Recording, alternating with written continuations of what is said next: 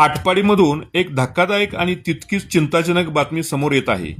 लग्न समारंभात फटाके उडवताना झालेल्या निष्काळजीपणामुळे मोठी दुर्घटना टळली असली तरी प्रशासनाच्या ढिसाळ कारभारावर मोठं प्रश्नचिन्ह उपस्थित झालं आहे.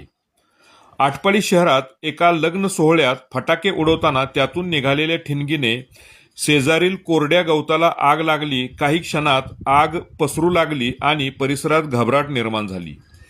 या घटनेची माहिती मिळताच आटपाडी नगरपंचायतीचे विरोधी पक्ष गटनेते अमरसिंह पाटील यांनी तात्काळ अग्निशमन विभागाशी संपर्क साधला.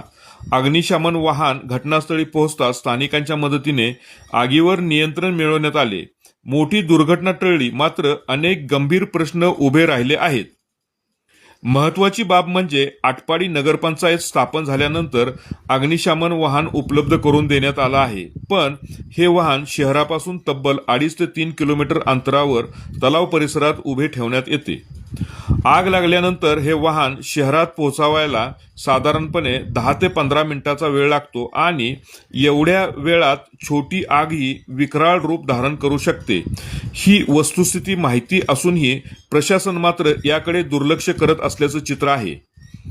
आजची आग मोकळ्या जागेत लागल्याने नियंत्रण मिळवणे शक्य झाले, पण जर हीच आग शहरातील दाट वस्तीमध्ये लागली असती तर काय झालं असतं? प्रशिक्षित अग्निशामक कर्मचाऱ्याची कमतरता हा देखील एक मोठा प्रश्न आहे. आणखी धक्कादायक बाब म्हणजे नागरिकांसाठी कोणताही आपत्कालीन संपर्क क्रमांक अद्याप सार्वजनिक करण्यात आलेला नाही.